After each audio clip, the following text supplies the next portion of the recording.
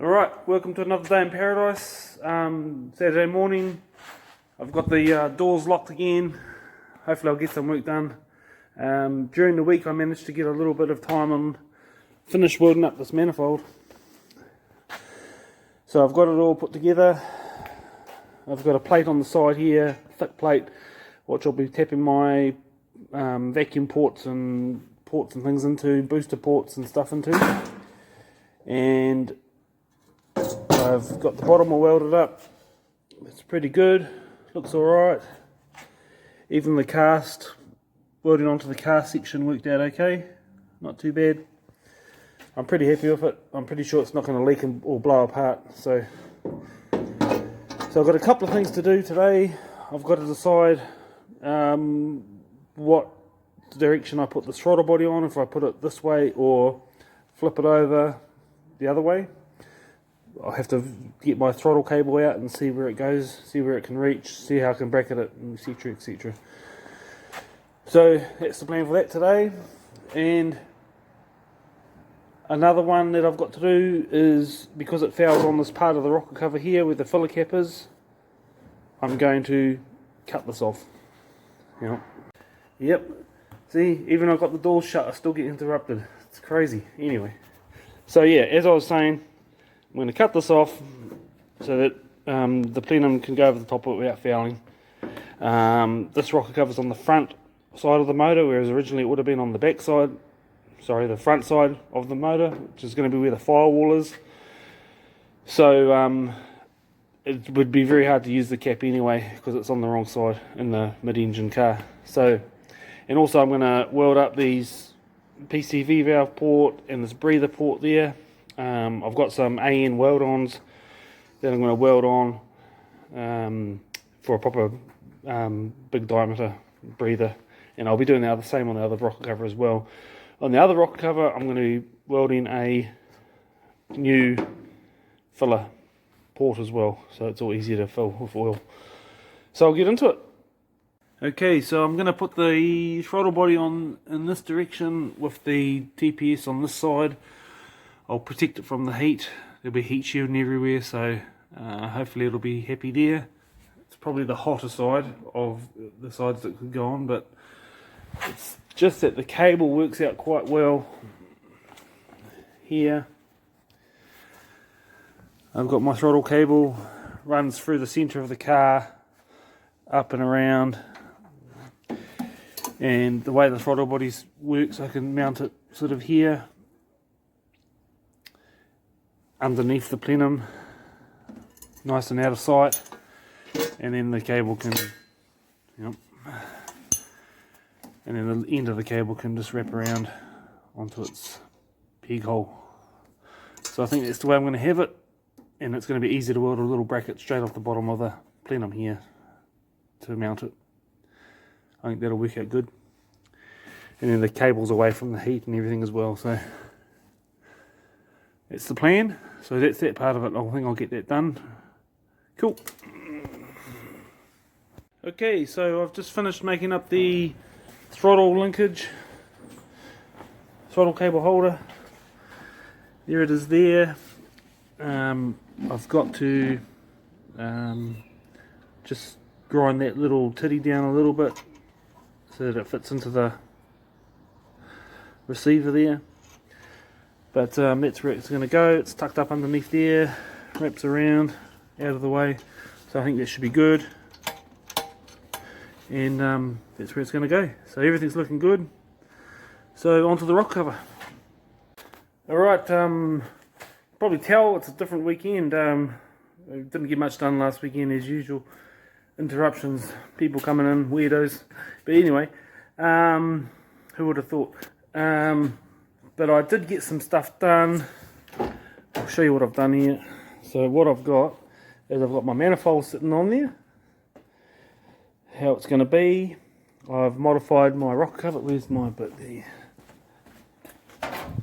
So I've cut the oil filler cap off. It's thin. It's like 1.5mm thick. And welded a patch on top of it. And I've also, let me see it, bunged up a couple of the ridge standard breathers. I've got some AN weld-ons coming. I'm going to weld one on each top of each rock cover there, and the one that will be here. And that's it. And what I've done is I've got my throttle cable done, and believe it or not, it's actually attached to my car. And the only thing is the engine won't run. I don't know why, but it just won't. So yeah, that's what it's looking like. So I've got an hour up my sleeve, so what I'm going to try and do is, this top manifold doesn't quite match the bottom manifold perfectly. It's close, but not quite. All the bolt holes line up except for one there. So I've got to modify this section around here. So it all lines up except for one, and it's the ports are slightly different shapes. So I'm just going to try and port match them, and that'll be me, I'd say. Cool. So as you can see, the lower half here has got round ports. This section here has got kind of squarey round ports. I've got a gasket here to help me work out where to do it. But this is quite meaty, and I'm pretty certain that I'm about to make these ports round to match. Pretty close anyway. And the one port that I have to change, the one bolt hole, sorry, that I have to change is I have to put a bolt hole around here somewhere, a stud, and I'll cut this rest of this off. So that's what I've got to do.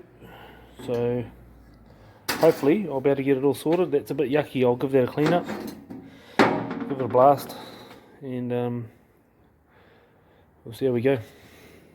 Right, I've marked out where the ports are, and I've got a little problem, and that is these edges here are very thin once I've ported it all along here. So unfortunately I'm going to have to thicken that up, put some weld on it, on these thin edges, each one of those. And I've got two bolt holes to sort out. That one there doesn't quite match either, so, but that's alright. I'm sure I can sort that out. And yeah, there's going to be a big sort out there, so, but that's cool, we'll get there. Choice. Alright, so this is stage one. I've put a couple of big fat beads along the top of each bit that needs to be built up. Then put a bead of weld around each port there on the top side. So I'll get it flattened off, get it looking a bit better, and hopefully that'll be it. I'll have to do some more maybe, I don't know, we'll find out. Alright, got to go home, but I've done pretty good I think. What I've done is you can see I've built up all these edges, and I've left them just a fraction proud so that when I go to finish it flat or flatten it, it'll be easier just to do those little bits that I've done. Hopefully I didn't want to dig it in too hard and risk wrecking it. So anyway, that's what I've got. I've built up this little knob here to for the bolt that was, it's not going to focus. Nope. Anyway, you see what I've done. Built it up. I'll drill a hole for that. And you can see I've made the ports quite round.